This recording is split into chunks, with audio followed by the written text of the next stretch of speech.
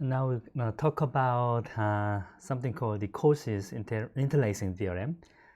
And this is, let's begin with some polynomials or sequences. So a sequence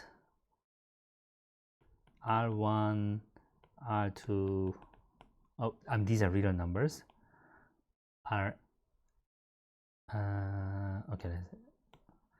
S1, S2, Sm-1, a sequence of lengths m-1 interlaces a sequence R1, R2, Rn if you satisfy this thing. So these numbers alternate. Then we say that they interlace.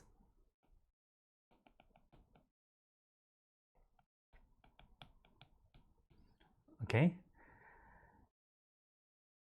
And we say for two polynomials, okay, let's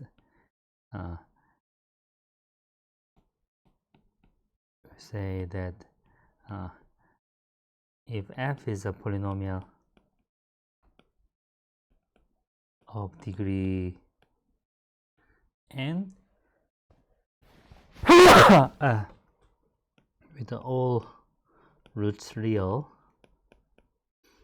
and g is a polynomial of degree n with all roots real, no, purity n-1,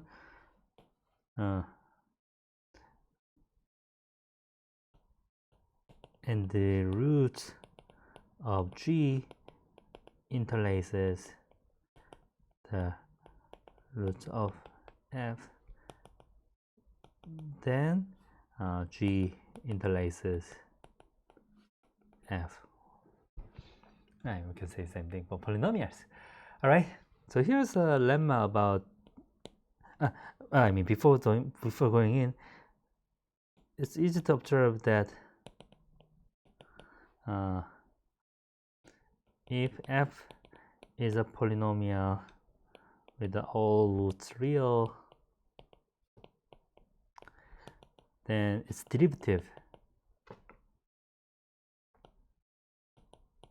interlaces f, right? So we have a polynomial. It's not a good picture, but with all roots real, then its derivative, or the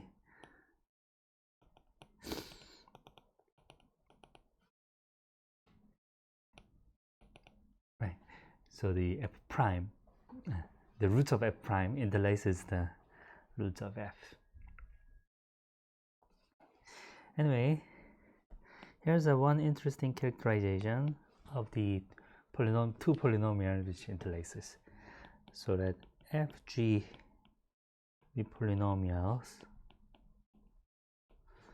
with all roots real such that f has degree n and g has degree n-1. Then the root of g interlace the roots of f if and only if. Now here's the interesting property. So we're talking about the interlacing property, but this can be written as the following conditions. F plus alpha g. Okay, so all roots of f plus alpha g are real for all real alpha. Okay, and here we don't assume that the roots are distinct. So you might have it might be possible that like you have a multiple root of multiplicity 2 or 3 more, and So let's see the proof. So first let's prove the forward directions. So let R1, R2, Rn be the root of f, and S1, S2, Sm minus 1 be the root of G. First, we claim that we may assume Ri, Si are all of them are distinct. Otherwise, what do we do? If you have, like, let's say R1 is equal to R2 or S1 is equal to R3, for instance.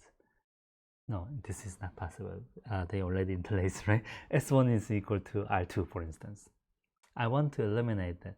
So remember, f is some polynomial of this type, right? X minus R1, X minus R2. And G is a polynomial of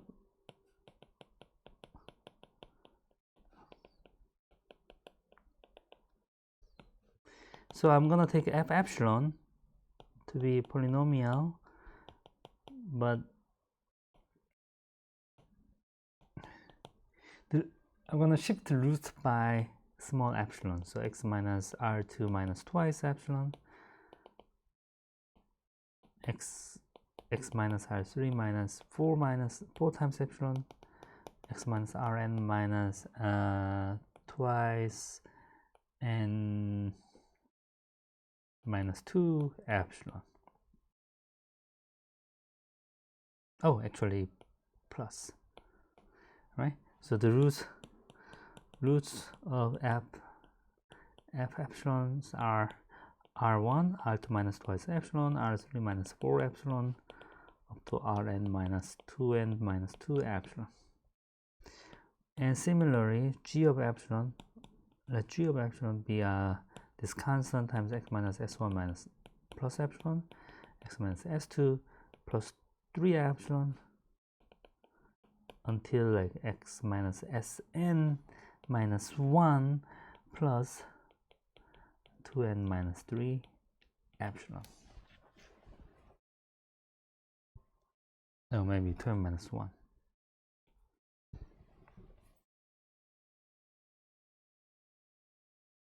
No, actually 2n minus 3 is correct, right? If I put n to be 2, if n is 2, then 2n minus, yeah, so that's correct. All right, so the root of J epsilon is equal to like S1 minus epsilon, S2 minus 3 times epsilon, S3 minus 5 epsilon, until like Sm minus 1 minus 2m minus 3 epsilon. Now, for all small epsilon,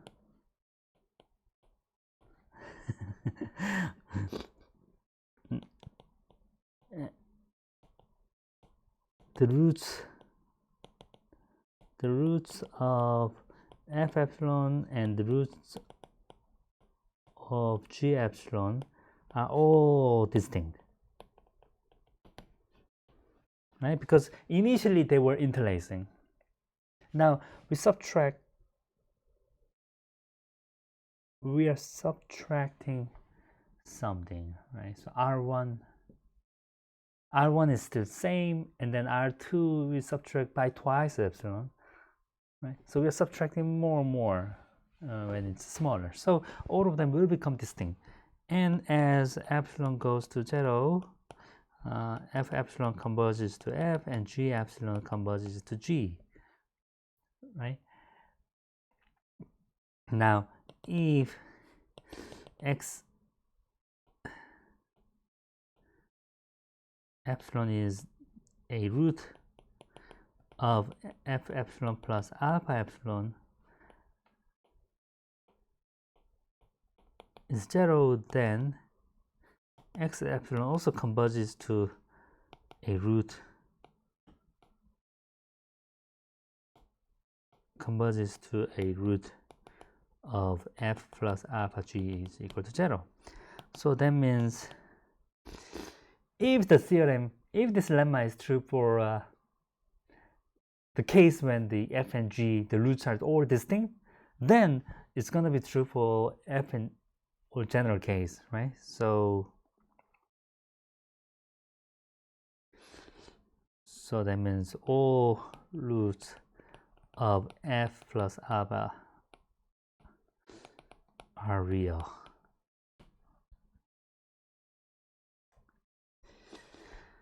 So we may now assume R1 is bigger than S1 and R2 S2, right? Or maybe I will write the other way around. So Rn Sm minus 1, Rn minus 1, Sm minus 2, Rn minus 2, and then S1 R1. Okay. Now I'm going to consider two cases. I mean, we may assume, first of all, we may assume alpha is non-zero, because if alpha is 0, then it's trivial. If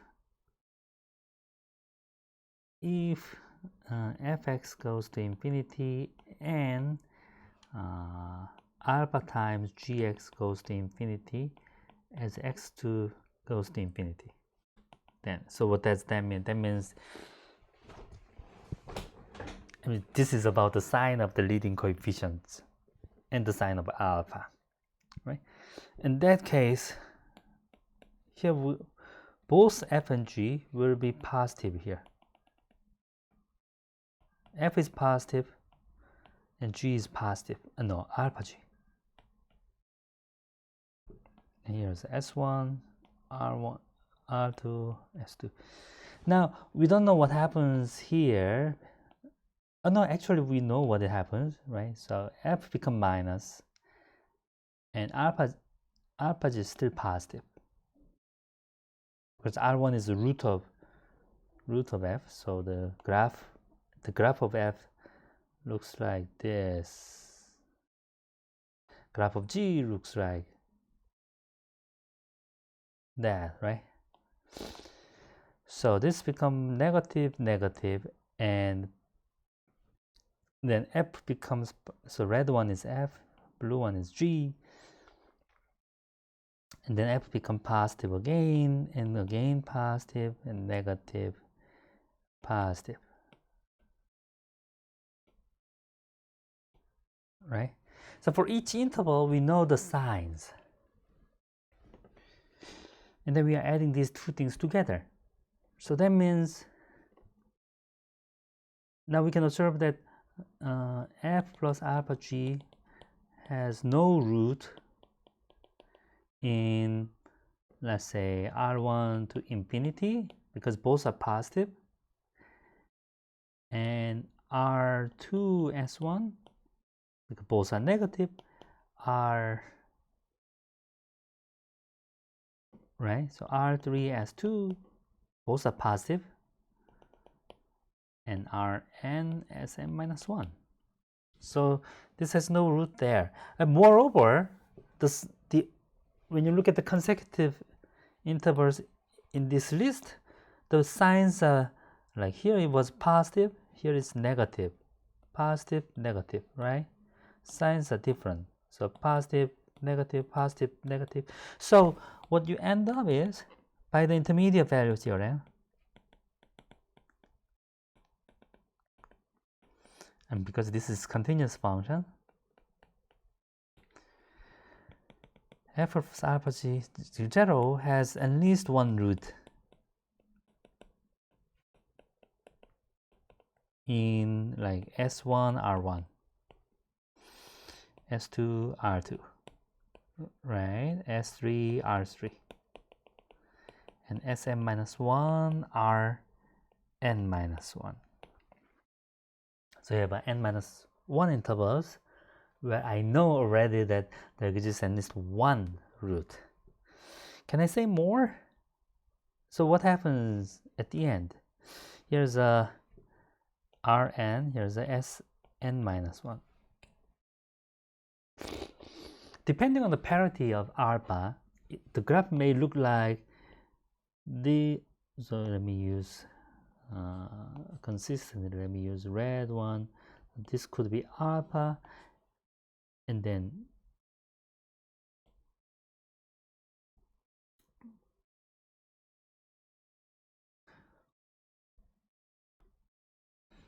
right. So that means f, this is when n is odd, right?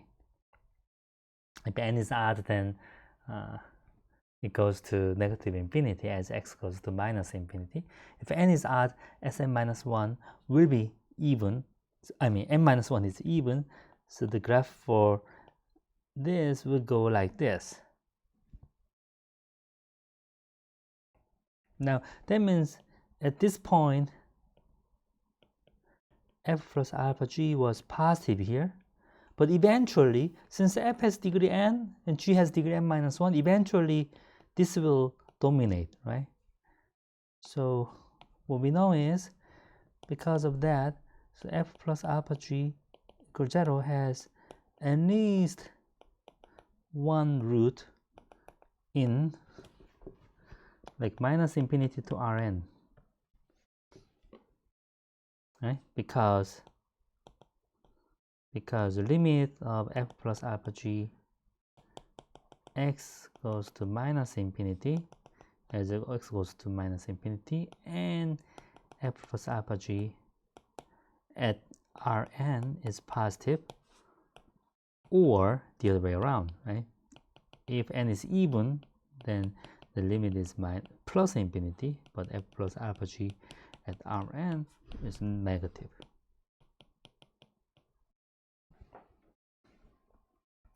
So we found the n intervals where f plus alpha g has at least one root. But f plus alpha g has degree n, so it has exactly n roots. We didn't say whether it's a real or not, but we already found the n real roots. So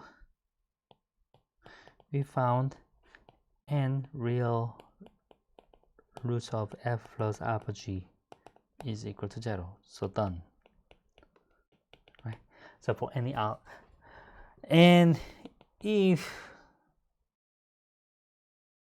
the other case, if it's the other way around, right? By same method, right? Let me write by the similar argument, the same conclusion hold if f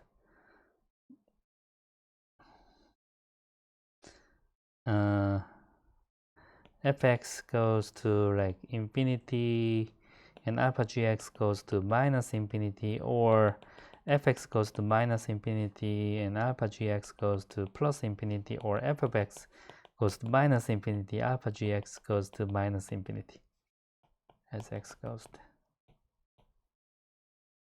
All right. So this fourth direction is true. Now let us prove the converse. So what we are trying to prove is that if f plus alpha g has no complex root, all the roots of f plus alpha g is real, then we want to prove that the roots of g interlace the roots of f. So first of all, we may assume f and g have no common root. Why? Well, if not, let's write f as like q times g, and no, q times f1, g as q times g2.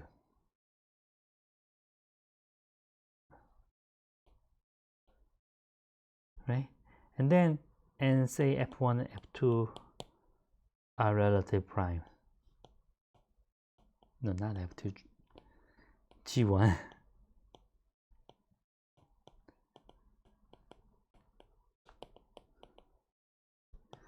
Then the roots of g1 interlace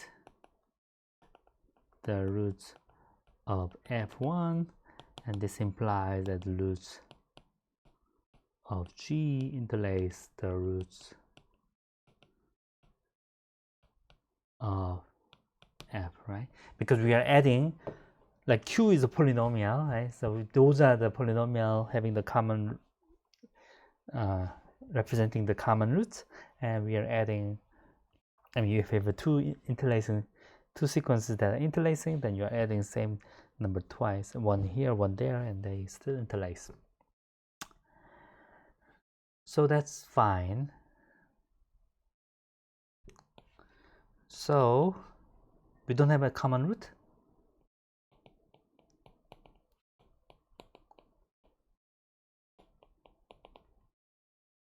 Now, if rk plus 1, this interval rk,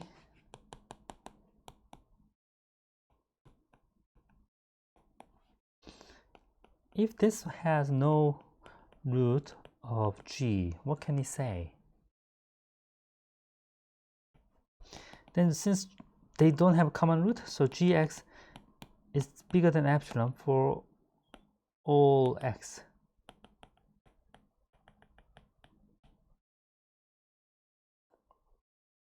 Right? So the graph, now let's look at the gx over f of x.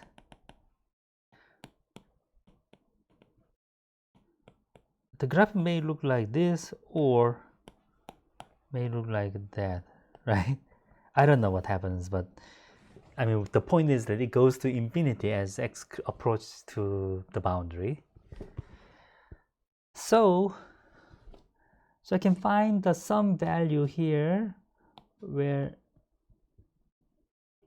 it's going to be tangent. So pick beta so that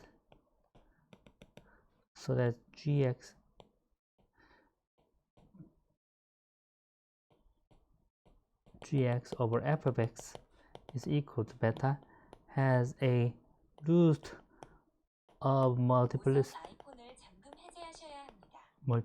bigger than 1.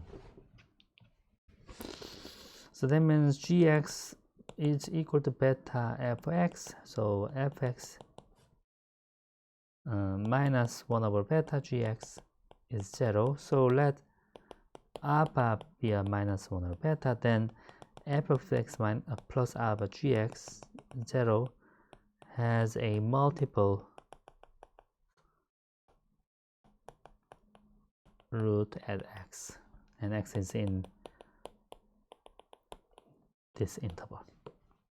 Now, so it has multiple root. So for instance, it could be like this, or it could be like that, right? Now we change alpha by adding or subtracting a small amount, right? So that means I am moving this graph by a little bit, right? Because alpha is some number, and if we change g, by the way, g was positive completely or negative completely. G has same sign.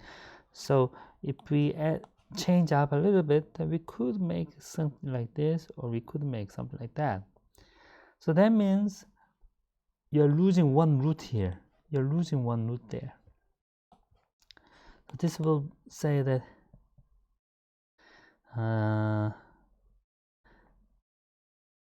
then fx plus alpha gx has a complex root.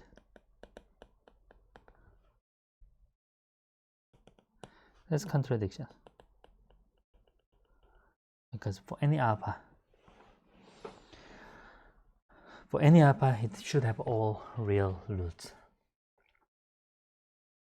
Okay, so that means, so we have these intervals, and inside each you have a root of g, but the number of intervals is n minus 1, so that's it, right? So this is s rn minus 1 r1, so you have a root, yeah, since g has degree n minus 1, each for each k, rk plus 1 and rk has exactly one root, let's say sk of g, so rn sm minus 1, rm minus 1, sm minus 2, rm minus 2, right? So these two polynomials, the roots interlace. Now, this allows us to prove the Cauchy's interlace theorem about eigenvalues.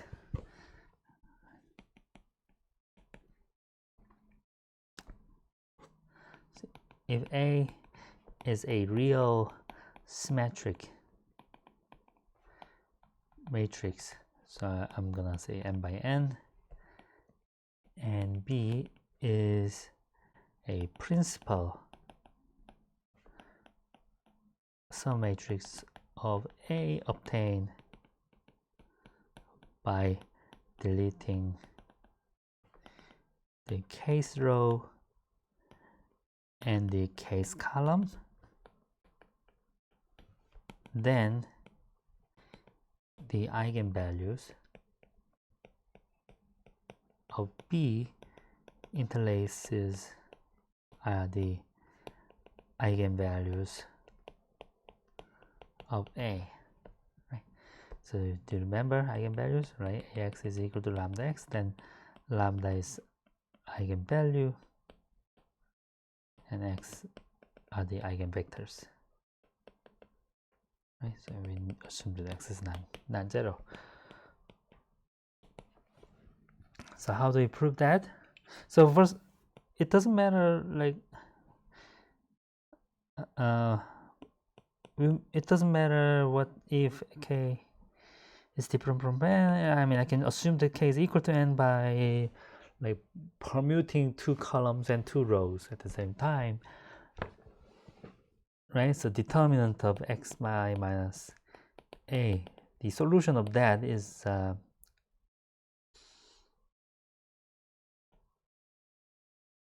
right, so lambda I. Solution of this is the eigenvalues. Okay, let's write x. Yeah, and this determinant doesn't change even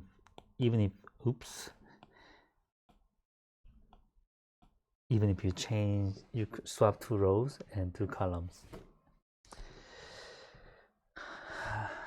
Right. I mean, when you swap two columns, you multiply minus 1, but when you swap corresponding rows, you again multiply minus 1, so it's the same thing.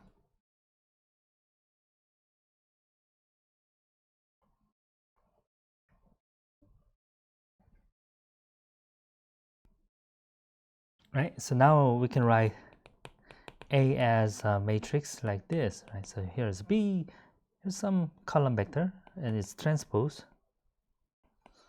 and some D.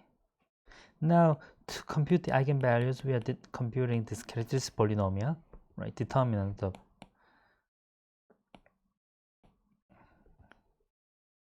so this is characteristic polynomial, and what is that? That is xi minus b and minus c transpose and x minus d.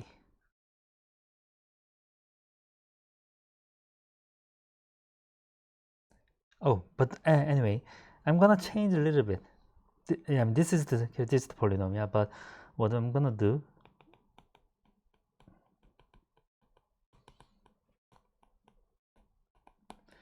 I'm going to compute xi minus b minus c transpose x minus d minus alpha plus alpha. Then this is going to be equal to this characteristic polynomial of a plus alpha plus determinant of xi minus b minus c transpose alpha. Oh, but I'm gonna change this by 0. I can expand this by that because if I use alpha, I'm not going to use any of this term. My determinant is the sum of the signed product of these permutations.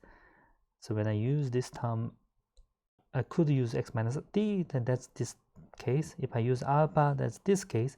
In that case, I'm not using any of them, right? So if you look at this equation, then you end up concluding that this is equal. Now, what is that? So this is characteristic polynomial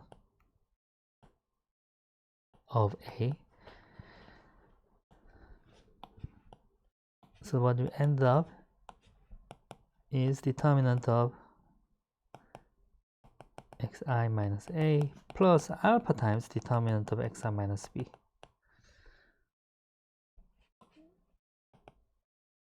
And that's characteristic polynomial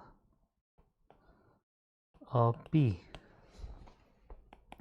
But let's look at this. This is characteristic polynomial of b, c transpose, and d minus alpha. Now this is symmetric. So symmetric matrix has the eigenvalues. All eigenvalues of symmetric matrix, real symmetric matrices are real. So this has real roots.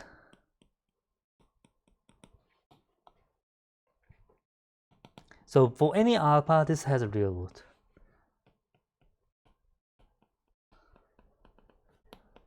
So this implies that the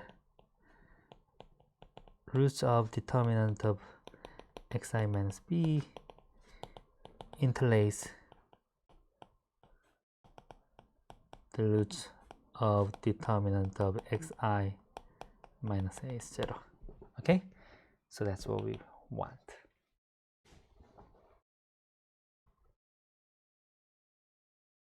Now, this allows us to observe the following corollary. So if A is n by n real symmetric matrix and B is a principal submatrix, K by K submatrix, and Ri are i's largest eigenvalue of A, Si be the i's largest eigenvalue of B, then you apply the previous theorem inductively, then when you end up is Si is less than or equal to Ri, and it's going to be less than or equal to I minus m minus k. No, not m, n minus k, right? So if k is n minus 1, what you get is exactly what the previous theorem says.